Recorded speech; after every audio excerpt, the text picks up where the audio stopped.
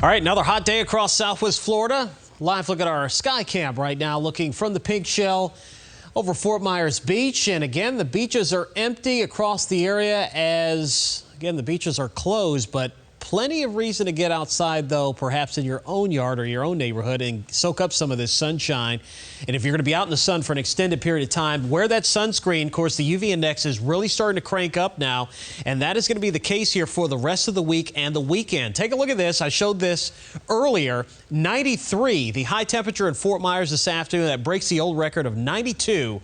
Set back in 1949. Temperatures are still quite warm even at this hour, down to 86 from 90 last hour in Immokalee. Same thing for Clewiston.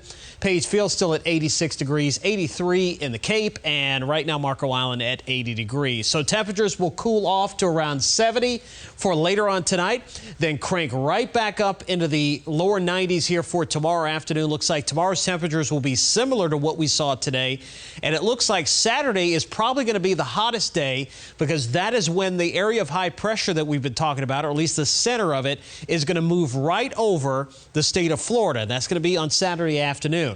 Notice how all the clouds are spilling up and over the area of high pressure. They're kind of going around in a clockwise fashion. Notice you don't see hardly any clouds under that ridge of high pressure. Typically what happens with these things is this high pressure, the air sinks under it. In order to get clouds to develop, you have to have moisture for one, and then the air has to rise to get the air to cool and condense and form clouds. When the air is sinking, it heats up and it dries out. So you get an absence of cloud cover, and that's exactly what you're seeing here. Notice how the clouds are going around the ridge of high pressure, but it is beginning to build eastward. And as it does so, that's what's going to crank our temperatures up. This is the forecast of the upper level high. By Saturday, it's going to be just off to our west and kind of slide over the region through Sunday.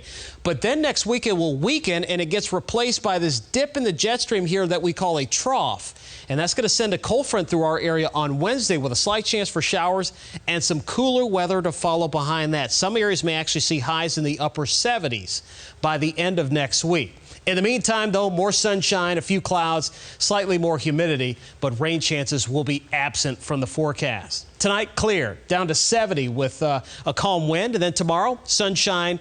We're going to go with 93 again because we don't really see conditions being much different from what we saw this afternoon. So I think we're very easily could reach 93.